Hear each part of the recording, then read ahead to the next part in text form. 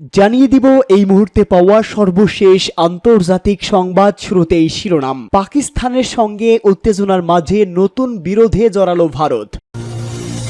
পরেই জানাবো, মোদি ফের হামলা চালাতে পারেন, প্রস্তুত থাকতে হবে, ইমরান খানের হুঁশিয়ারি বার্তা। এদিকে আঘাত যত শক্ত হবে, প্রতি আঘাত তত কঠিন হবে, ভারতকে করা হুঁশিয়ারি। জানাবো, ইসরায়েলের বিমানবন্দরে হাইপারসোনিক মিসাইল হামলা চালিয়েছে হুতিরা।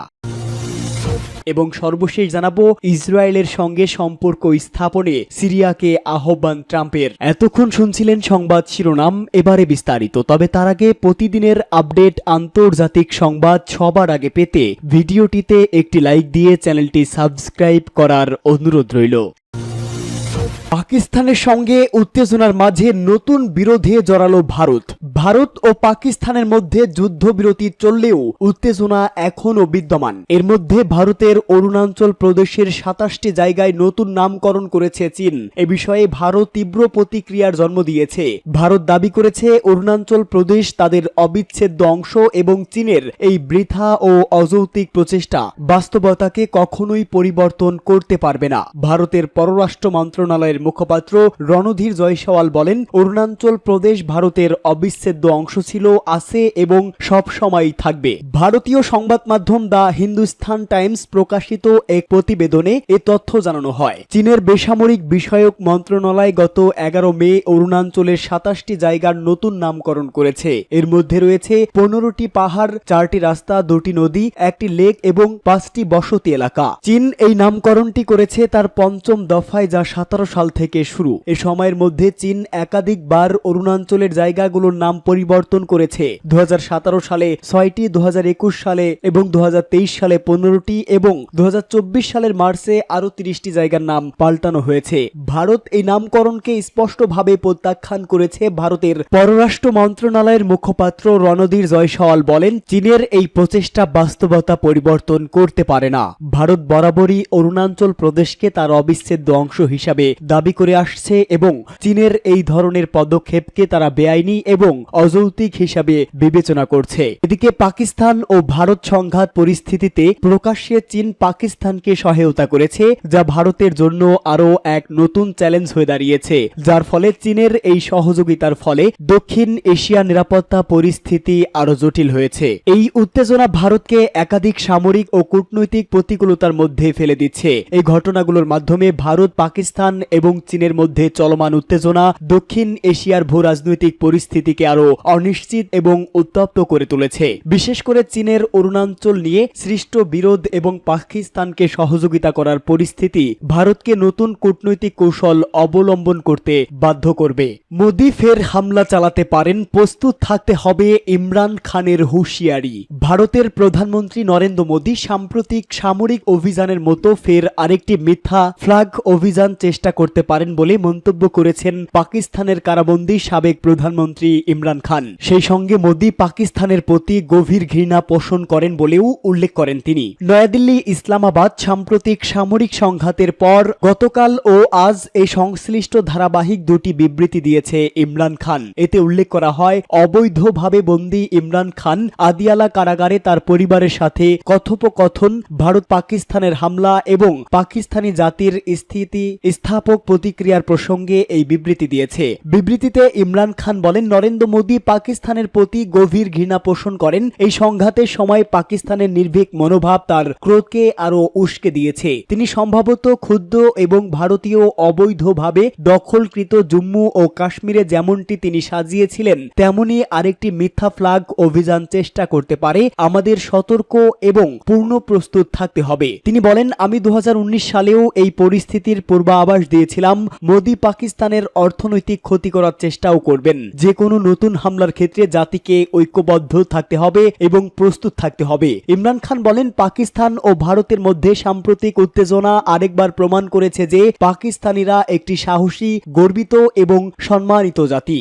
আমি সব সময় বলে আসছি, মুল্ক ভি মেরা, ফৌজ ভি মেরা। এই দেশ আমার আর সেনাবাহিনীও আমার। যেমনটি আমাদের সৈন্যরা আকাশ ও স্থল উভয় ফ্রন্টে মোদিকে পরাজিত করেছে, করেছে, তেমনি পাকিস্তানের মানুষ বিশ্বাস করে। সোশ্যাল মিডিয়ায় মোদি এবং আরএসএস এর বর্ণনাকে বিশ্বব্যাপী প্রকাশ করে ভেঙে দিয়েছে। পাকিস্তানের সাবেক এই প্রধানমন্ত্রী বলেন, পাকিস্তানের শিশু, নারী, বৃদ্ধ এবং বেসামরিক অবকাঠামোর মতো নিরীহ বেসামরিক নাগরিকদের লক্ষ্য করে মোদি কাপুরুষতা প্রদর্শন করেছে। আমাদের বাহিনী শক্তি এবং নির্ভুলভাবে জবাব দিয়েছে। আমরা এই কাপুরুষোচিত হামলার শহীদ হওয়া বেসামরিক এবং সামরিক কর্মীদের পরিবারের সাথে পূর্ণ সংহতি প্রকাশ করছি। আমি পাকিস্তান বিমান বাহিনী এবং আমাদের সকল সামরিক কর্মীদের তাদের পেশাদারিত্ব এবং অসাধারণ কর্মক্ষমতার জন্য শ্রদ্ধা জানাই। মোদির মতো যিনি বেসামরিক নাগরিক এবং জনসাধারণের অবকাঠামোকে লক্ষ্য করেন, আমাদের বাহিনী কেবলমাত্র হামলায় সরাসরি জড়িত বিমান এবং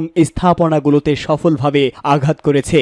আঘাত যত শক্ত হবে, প্রতিঘাত তত কঠিন হবে। ভারতকে হুঁশিয়ারি। কাশ্মীর ইস্যুতে ভয়াবহ সংঘাতের পর যুদ্ধ বিরতিতে রাজি দুই প্রতিবেশী দেশ ভারত ও পাকিস্তান। তবে জাতির উদ্দেশ্যে দেওয়া ভাষণে পাকিস্তানকে আবারও হুমকি দিয়েছেন ভারতের প্রধানমন্ত্রী নরেন্দ্র মোদী। তিনি বলেছেন, প্রয়োজনে আবারও পাকিস্তানের সীমানায় হামলা চালাবে ভারত। মোদীর এমন হুমকির পর পাল্টা হুঁশিয়ারি দিয়েছে পাকিস্তানও। দেশটির পররাষ্ট্র মন্ত্রণালয় বলেছে, পাকিস্তানের উপর ভবিষ্যতের যে কোনো ধরনের হামলার কঠোর জবাব দেওয়া হবে। আঘাত যত শক্ত হবে, প্রতিঘাত তত কঠিন হবে। মোদী তার ভাষণে পাকিস্তানকে সতর্ক করে বলেন, যদি ভারতের উপর আবার কোনো হামলা হয় তাহলে সীমান্তে সন্ত্রাসীদের আস্তানায় আবারও হামলা চালাবে ভারত। এক্ষেত্রে পারমাণবিক হামলার ভয় দেখিয়ে লাভ হবে না। মোদীর ওই মন্তব্যের পর এর প্রতিবাদ জানায় ইসলামাবাদ। পাকিস্তানের পররাষ্ট্র মন্ত্রণালয় মোদীর ভাষণের সমালোচনা করে বলেছেন, মোদীর বক্তব্য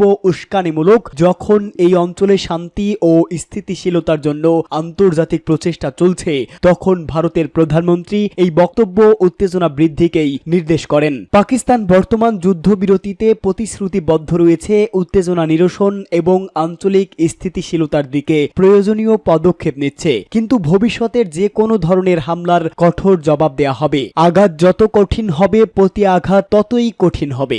ইসরায়েলের বিমানবন্দরে হাইপারসোনিক মিসাইল হামলা চালিয়েছে হুতিরা। ইয়েমেনের হুতি আন্দোলন একটি হাইপারসোনিক ব্যালিস্টিক মিসাইল ব্যবহার করে ইসরায়েলের তেল আবিবের বেন গুরিয়ন বিমানবন্দরে নতুন করে হামলা চালিয়েছে। সংগঠনটির মুখপাত্র ইয়াহিয়া সারি এ তথ্য জানিয়েছে। টেলিগ্রাম চ্যানেলে পোস্ট করা হুতিদের বিবৃতি অনুসারে গত 24 ঘন্টার মধ্যে বিমানবন্দরে হুতি বিদ্রোহীদের একটি তৃতীয় ক্ষেপণাস্ত্র হামলা। মুখপাত্র ইয়াহিয়া বলেন, ক্ষেপণাস্ত্রটি নিজ লক্ষ্যবস্তুতে আঘাত করেছে এবং ক্ষেপণাস্ত্রের কার্যক্রম প্রায় 1 ঘন্টা বন্ধ রাখা হয়। হুতিরা ফিলিস্তিনি জনগণের সমর্থনে তাদের সামরিক অভিযান অব্যাহত রাখার প্রতিশ্রুতিও দিয়েছে, যতক্ষণ না ইসরায়েল গাজা উপত্যকায় আক্রমণ বন্ধ করে। গাজা উপত্যকায় সংঘাতে তীব্রতর হওয়ার সাথে সাথে হুতিরা ঘোষণা করে তারা ইসরায়েলি ভূখণ্ডে আবারও হামলা চালাবে এবং লোহিত সাগর ও বাব আল মান্দাব প্রণালীর মধ্য দিয়ে ইসরায়েলপন্থী জাহাজগুলোকে চলাচলে বাধা দেবে। ইসরায়েলের সঙ্গে সম্পর্ক স্থাপনে সিরিয়াকে আহ্বান ট্রাম্পের। সৌদি আরবের রাজধানী রিয়াদে যুক্তরাষ্ট্রের প্রেসিডেন্ট ডোনাল্ড ট্রাম্প ও সিরিয়ার নতুন প্রেসিডেন্ট আহমেদ আল সারার বৈঠক হয়েছে। মার্কিন প্রেসিডেন্টের সদর দপ্তর হোয়াইট হাউস জানিয়েছে, এই বৈঠকে সিরিয়াকে আব্রাহাম চুক্তিতে যোগ দেওয়ার আহ্বান জানিয়েছে ট্রাম্প, যেটির মাধ্যমে 2020 সালে 4টি আরব দেশ ইসরায়েলের সঙ্গে সম্পর্ক স্থাপন করেছিল। সৌদির যুবরাজ মোহাম্মদ বিন সালমানের উপস্থিতিতে ট্রাম্প এবং সারার মধ্যে বৈঠক হয়, যা দীর্ঘ 33 মিনিট স্থায়ী ছিল। এর আগে সবাইকে চমকে দিয়ে সিরিয়ার উপর থেকে যুক্তরাষ্ট্রের নিষেধাজ্ঞা প্রত্যাহার করার ঘোষণা দেন ট্রাম্প। ট্রাম্প ও সারার বৈঠকের মাধ্যমে দীর্ঘ 25 বছর পর সিরিয়া ও যুক্তরাষ্ট্রের প্রেসিডেন্ট পর্যায়ে বৈঠক হলো, যেটিকে ঐতিহাসিক হিসেবে বিবেচনা করা হচ্ছে। কাতার ভিত্তিক সংবাদ মাধ্যম আল জাজিরার সাংবাদিক ইমরান খান সিরিয়ার রাজধানী দামেস্কো থেকে জানিয়েছে, ট্রাম্প সারাকে বলেছে সিরিয়ায় সন্ত্রাসী গোষ্ঠী ISIL যেন ফিরে আসতে না পারে,